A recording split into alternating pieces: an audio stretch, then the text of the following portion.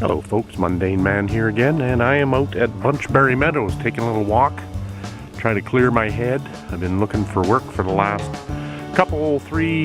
seriously for the last 2 or 3 weeks. I've been off since January and not having much success in the sense that I'm not getting any callbacks or anything, but I thought I would just come out for a little walk and, like I said, clear my head a bit.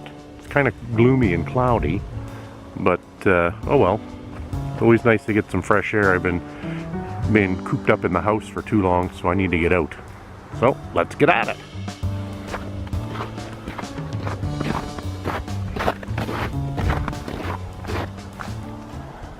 Looks like somebody's been putting up bird feeders everywhere. They're tagged and everything. Yeah, they're kind of all over the park. And there's other friends around here too. Gross. I mean, I think that's deer probably. I didn't see any moose prints. I've seen deer prints all over the place, so I assume that's their scat or crap, whatever the hell you call it. Still quite a bit of snow out here. We've had a lot of melting, but apparently not 100% of it's gone, obviously. We had double-digit Celsius temperatures last week. Now we're only sitting around 2 or 3 degrees, but still on the plus side of the freezing mark, so I'll take that. If anybody sees my footprints out here, they must think, oh, that guy's had a few adult beverages. I just stagger all over the place. My foot hits the snow and I veer whichever way, so obviously I need to strengthen the muscles in my legs and feet. That was a little close too, eh? Wearing my Edmonton Eskimos hat today. It's a new camera I'm using, so I'm not quite used to it. It's got a flip-up screen, so you probably see me looking at the screen more than the lens, so it makes me look like a bit of a newbie. There's a few of those deer prints I talked about. They're kind of all over the trail, so obviously they're enjoying the solitude of this area. Need to invent smell-o-vision so that you can enjoy the fine pine smell that I get when I walk through these trails. Makes me feel like I'm in the forest, even though I'm like 15 kilometers out of the city. Basically have the whole park to myself, which is nice. I guess if I slip and fall, it's a good thing I have my phone with me, because then somebody can actually rescue me. I'm not the most stablest person in the world as far as balance, so always taking precautions.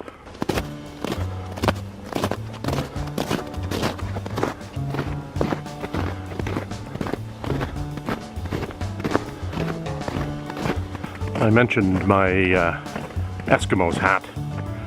I'm originally from Calgary, but I've been in Edmonton way longer than I was ever lived in Calgary. And for some reason, I just cannot bring myself to root for the Eskies or the Oilers. I guess it has to do with wanting to root for a winning team, eh? That being said, though, I don't know. I guess it's that rivalry is just kind of burned into your psyche. And not much you can do about it. I've tried, trust me, but sorry Oilers, sorry Eskies, just can't support you. I'm a fair weather sports fan at best anyways, so my opinion on winning teams and support for a team is pretty lacking anyways, so I wouldn't take what I say too seriously about it. This is the proverbial Y in the road here, or fork in the road, and if you go off that way, I think it's a shorter route to the parking lot. I'm feeling pretty good though, so I think I will carry on the bit of a longer trip. It's amazing what you'll find just off a trail. This is a conservation area, but might have been somebody's farm way back when.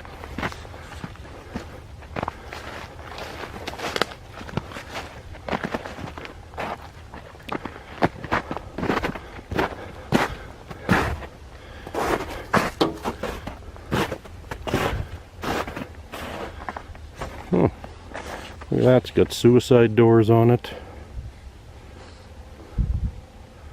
been here a while. Primed and ready for restoration if anybody's interested. Look, even has a sunroof. Can't see any tags on it to know what it was.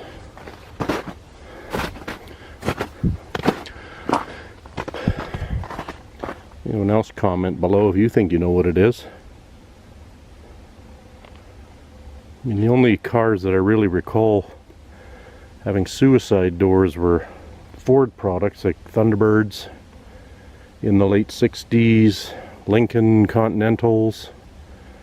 But this is obviously a, I'm going to venture to guess, late 30s, early 40s car.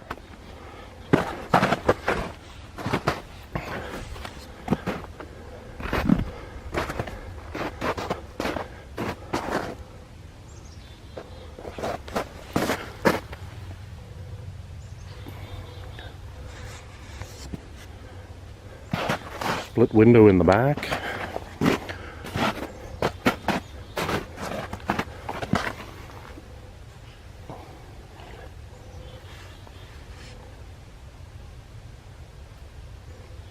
Got air conditioning.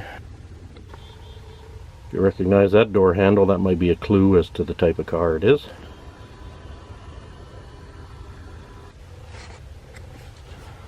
And maybe the cutouts in the dash too. Well, let's get back on the trail again.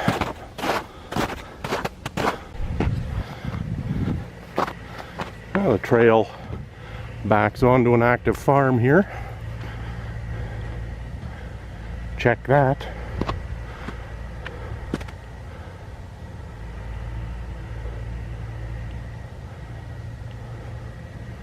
Again, with the smell-o-vision, you can tell it's an active farm, all right.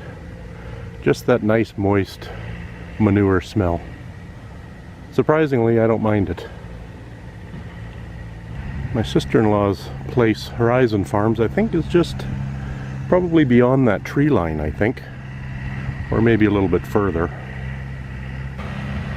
Another strange odor sensation I like is the combination of diesel fuel, or diesel exhaust, and manure. Certainly a farming combination. Actually, the farm I just walked by there is Killarney. That's another equestrian place. People board their horses there and train for equestrian riding and stuff. And that dog is not happy that I'm not this close to their farm, but this is where the trail goes. I'm watching the ground very carefully because there's a lot of snow here yet. Apparently the sun doesn't spend a lot of time in these trees when it's sunny because quite a bit of snow out here yet. Probably 6 inches to, oh, probably a foot in some places. The trail is packed, but I'm still walking like a drunk person. I guess that's basically how I normally walk, so nothing's different. This is the end of the road here. I think this is, I want to say, road 261. I guess a couple cars could park here if you wanted to start on the Bunchberry trails at the very west end of it. I stand corrected. They don't want people entering the park here. And it's at the end of Range Road 262. Somebody's driveway is right here, so I guess they want to make sure that nobody's blocking their driveway and stuff. I'm at the halfway point of this yellow trail, and I'll show you a picture of the whole trail system later on, or maybe at the beginning of this video, depending on how I end up editing it. I'm actually surprised that they say no dogs on this trail. Horseback riding and biking I could see, but I don't know why you couldn't bring your dog out here. That being said, I've seen a lot of footprints of people's dogs, so it doesn't matter what sign you put up if it's not enforced. It doesn't really matter, but I'm sure conservation officers are out here every now and again. So I'm at another Y in the road. If I take the green trail, it's It's a little bit longer. It's another half a kilometer longer. And if I continue this way, it's the yellow trail. So I think I'm going to stick to the yellow trail for today. It's my first time out and don't want to end up killing myself, so I won't be able to walk again. The other thing they don't allow out here is flying drones. So that's kind of a bummer. It would have been nice to be able to bring out the drone in the spring or later in the spring and kind of give an aerial view of the park, but rules is rules. Like I said, you can always break them until you get caught. We might be kind of close to a flight path here too, so you got to be conscious of that. The airport is just to the southeast of here by, well, I want to say 20 kilometers, but close enough that they kind of frown upon drone flights. As long as you don't go too high. And with the drone, you're only allowed to go, I think it's 30 meters above the ground anyways, which should not affect flight paths if you're not too close to the airport. So, that being said, no drones allowed here anyways. So this is where that first Y in the road I pointed out not too far from that car. That was the shortcut for the yellow trail. And I'm continuing on the Aspen Parkland trail. So I still got 1.73 kilometers to go. It's been a fairly, despite the snow and just kind of sloshing through it. I'm wearing winter boots, by the way, for now. A couple of weeks you might need rubber boots. But I would say this trail pretty much on the easy side. Certainly not a lot of obstacles to deal with. I don't think it would be, it's all probably underneath here is gravel. So from an accessibility perspective, it's probably not on the high scale. But overall, a pretty easy trail. My wife gave me a nice walking stick for Christmas. Do you think I'd remember to bring it? There it sits in the garage, doing nothing. But next time I'll remember to bring it out, because it might straighten out my poor walking capabilities and prevent me from falling. I haven't fallen yet, so that's a good thing. Don't know what that is. It's on this big, I'm gonna say birch tree. It's hard as rock. I don't know if it's like the sap came out from where a branch fell off or what, but pretty cool looking tree art. Got a bit of a clearing here. Much nicer to walk on. The ground is sort of soft. It's not mushy at this point because it's only about 3 today, but overhead you can hear a plane.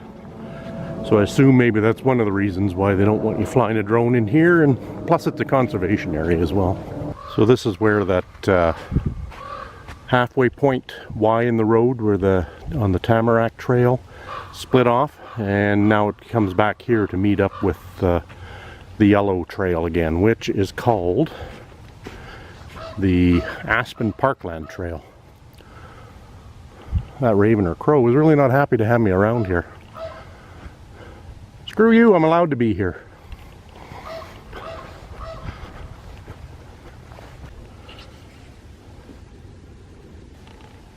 Anybody know what these are and why they might be here? Then you get idiots who fling their dog's poop when dogs shouldn't even be in here and just leave it. Would have been better to take it to a garbage can or just leave the poop. Putting it in a plastic bag is just stupid. That's even worse for the environment.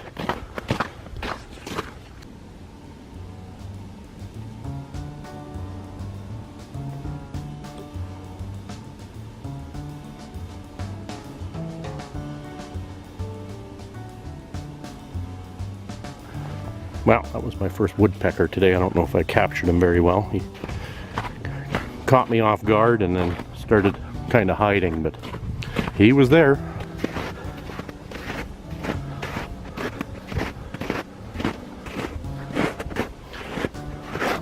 Oh, just about fell over.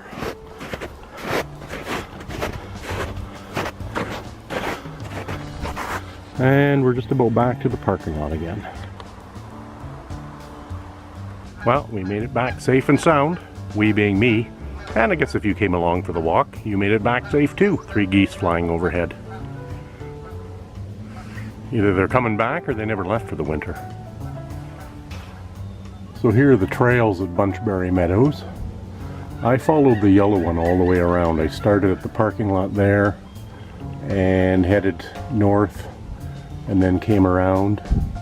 Here was that first shortcut you could take if you wanted to shorten the trip. And this green one is the longer trip. I traveled about 4.5 kilometers. It said it should take about 50 minutes, but I was stopping and stuff to take pictures and video and stuff, so it probably took me an hour and a half. Plus the trails are all snowy, so the walking's a little bit harder.